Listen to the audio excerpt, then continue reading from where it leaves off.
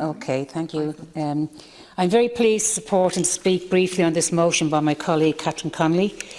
I'd like to commend her for putting it on the agenda for the ministers tonight to look at. And as Deputy Connolly has said, I am disappointed with the amendment that the government have put down on this. And at this stage, I'd even ask you to withdraw it and not push to a vote and accept the actual private member's bill from Deputy Connolly and work on it and set the date for the September to set up the committee. As a city dweller, I would only have a very limited knowledge of what it is like to live on one of our offshore islands. However, I seen on TV yesterday a trial to use drones to deliver vital medical supplies when bad weather makes it impossible to access an island. And I think that brings it home that there are particular issues and needs for the island communities. That is why it is absolutely essential that there are representatives from the islands on the interdepartmental committee, people who live on the islands and know the issues and the needs of their communities. And this is a perfectly reasonable demand from a community that has been continuously ignored. Now, there's a problem with not having community reps on an interdepartmental committee. Why not change the format of that to allow reps to come onto a task force or that has the legislative powers, that has the funding and budget to implement a policy and has the legislative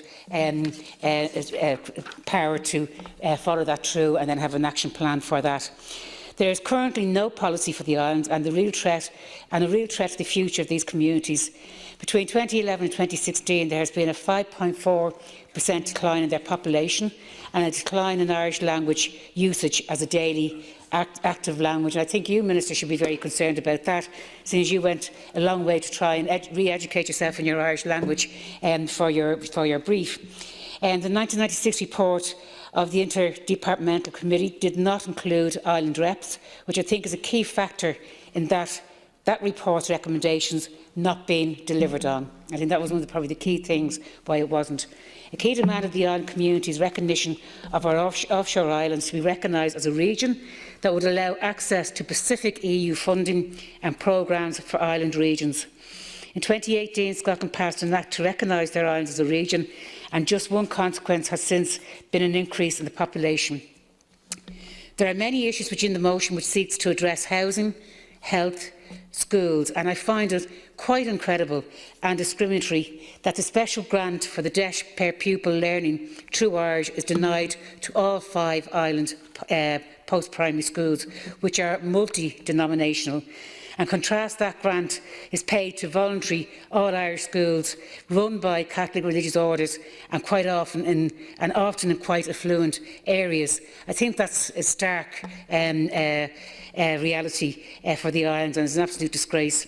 Finally, one of the issues raised in the motion, which particularly caught my attention, is energy and climate change.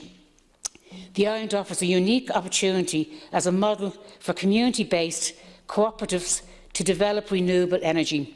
This could be a model for smaller rural communities and deal with concerns and opposition to developer-led wind farms. So I commend this private member's motion to the House. I would ask the Minister to withdraw Fine Gael's amendment.